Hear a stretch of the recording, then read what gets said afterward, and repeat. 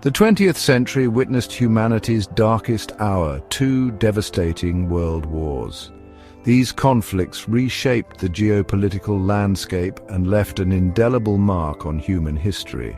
At the heart of these tumultuous events stood a figure both charismatic and ruthless, Adolf Hitler. Born in Austria in 1889, Hitler's early life was marked by disappointment and unfulfilled aspirations. He yearned to be an artist, but was rejected by the Vienna Academy of Fine Arts. This rejection fueled a deep-seated resentment and a sense of alienation that would later shape his worldview. The outbreak of World War I in 1914 provided Hitler with a sense of purpose. He eagerly enlisted in the German army, seeing the war as an opportunity for glory and redemption. During his time on the Western Front, he witnessed the horrors of trench warfare firsthand. The war's end in 1918 left Hitler deeply affected. Germany's defeat and the humiliating terms of the Treaty of Versailles filled him with rage and a desire for revenge. It was during these turbulent post-war years that Hitler's political ideology began to take shape. World War I was a crucible that forged Hitler's beliefs and ambitions. The brutality of the trenches, the camaraderie of his fellow soldiers, and the sting of Germany's defeat profoundly impacted his worldview. He emerged from the war a changed man, imbued with a dangerous mix of resentment, ambition, and a thirst for power. As a soldier on the Western Front, Hitler experienced the full horrors of modern warfare. He witnessed firsthand the devastating effects of machine guns, artillery bombardments, and poison gas. The constant threat of death and the loss of comrades left an enduring scar on his psyche. Despite the horrors he witnessed, Hitler found a sense of belonging and purpose in the army. He embraced the strict hierarchy and the camaraderie of his fellow soldiers. The war gave him a sense of identity and belonging that he had lacked in civilian life. Germany's defeat in 1918 came as a crushing blow to Hitler. He refused to believe that the German army had been defeated on the battlefield. Instead, he embraced the stab-in-the-back myth, which blamed Germany's defeat on internal enemies, particularly Jews and communists. The Treaty of Versailles, which formally ended World War I, further fueled Hitler's rage and resentment.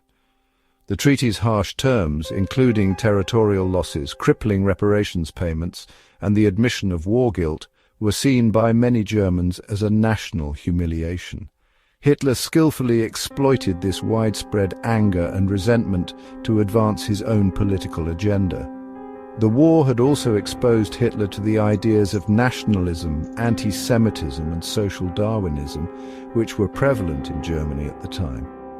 These ideologies resonated with Hitler's own prejudices and provided a framework for his worldview. He became convinced that the German people were a superior race destined to rule Europe. He saw Jews as a parasitic race that threatened Germany's racial purity and national unity. These racist and nationalist beliefs formed the cornerstone of Nazi ideology. Hitler's experiences in World War I and its aftermath convinced him that Germany needed a strong leader to restore its former glory. He believed that he was that leader, destined to lead Germany to greatness.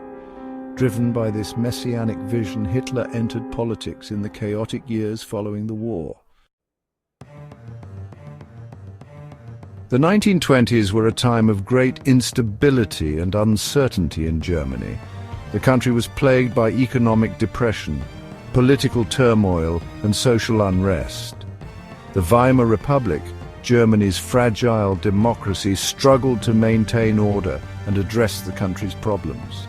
Amidst this chaos and despair, Hitler's National Socialist German Workers' Party, or Nazi Party, emerged as a powerful force. The Nazis exploited people's fears and anxieties, offering simple solutions to complex problems. Hitler proved to be a charismatic and effective orator.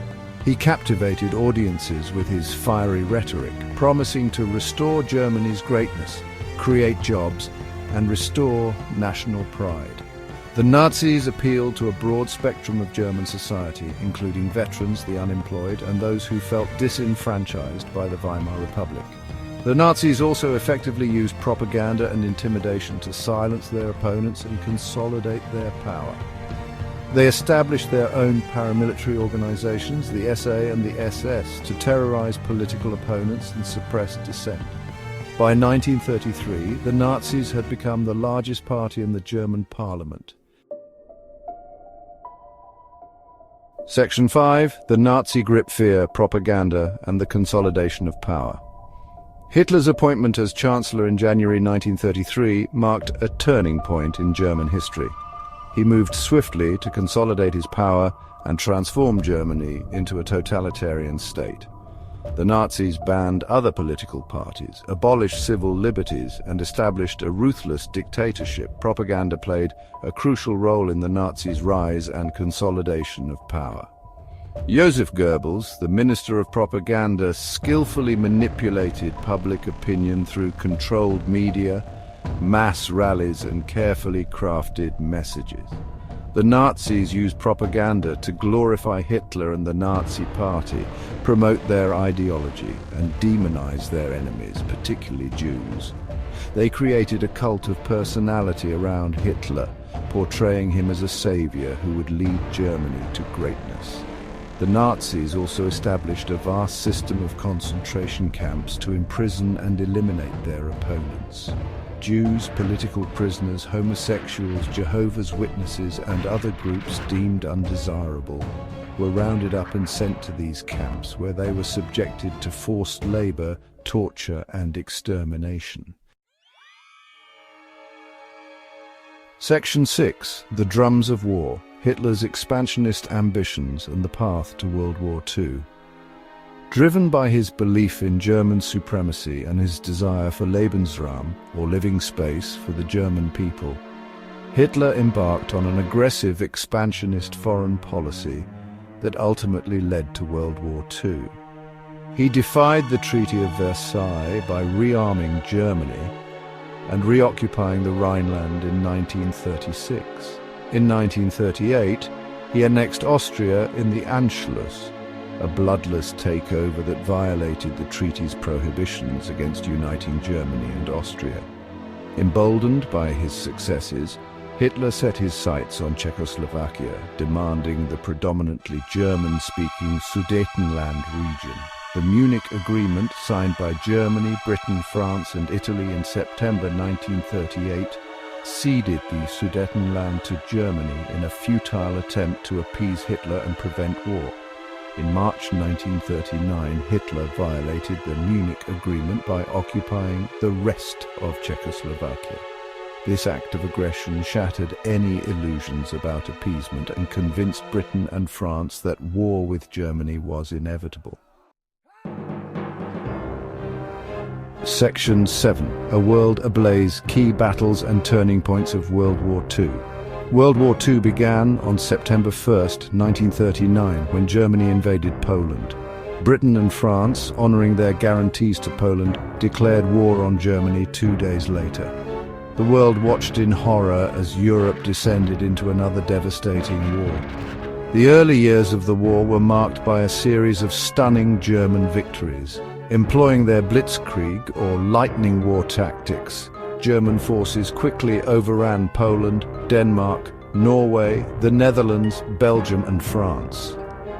The Battle of Britain, a pivotal air campaign fought in the summer and fall of 1940, saw the German Luftwaffe attempt to gain air superiority over the English Channel. However, the Royal Air Force, aided by their innovative radar system, successfully defended Britain from German invasion. In June 1941, Hitler broke his non-aggression pact with the Soviet Union and launched a massive invasion of the Soviet Union, Operation Barbarossa.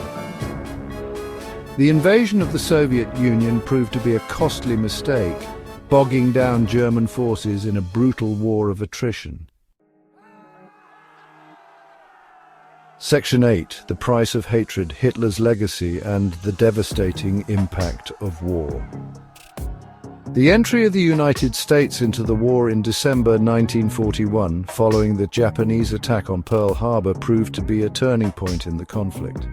With the combined might of the Allied powers, the tide of the war gradually turned against Germany. In June 1944, the Allied forces launched a massive invasion of Normandy, France, known as D-Day, opening up a second front in Western Europe. After fierce fighting, German forces were gradually pushed back towards Germany. As Soviet forces closed in on Berlin, Hitler committed suicide in his bunker on April 30, 1945. Germany surrendered unconditionally to the Allies on May 7, 1945, marking the end of World War II in Europe. World War II was a global conflict of unprecedented scale and devastation. It claimed the lives of an estimated 40 to 85 million people, leaving much of Europe and Asia in ruins. The Holocaust, the systematic genocide of 6 million Jews by the Nazi regime, stands as a chilling reminder of the horrors of prejudice and hatred. Section 9, Echoes of the Past, reflections on the enduring significance of Hitler and World War II. Hitler's rise to power and the horrors of World War II serve as a stark warning about the dangers of unchecked nationalism, racism, and totalitarian ideologies. The war had a profound impact on the course of the 20th century, shaping the geopolitical landscape and leading to the Cold War. The war also led to the creation of the United Nations, an international organization dedicated to preventing future conflicts and promoting international cooperation. The lessons learned from World War II continue to shape our understanding of human nature, the fragility of peace, and the importance of international cooperation. It is essential to remember the sacrifices made by those who fought for freedom and democracy during World War II. We must remain vigilant in the face of intolerance, discrimination, and extremism to ensure that the horrors of the past are never repeated. The world today faces new challenges and threats, but the lessons of World War II remain as relevant as ever. By studying history and understanding the factors that led to war, we can strive to create a more peaceful and just world for all.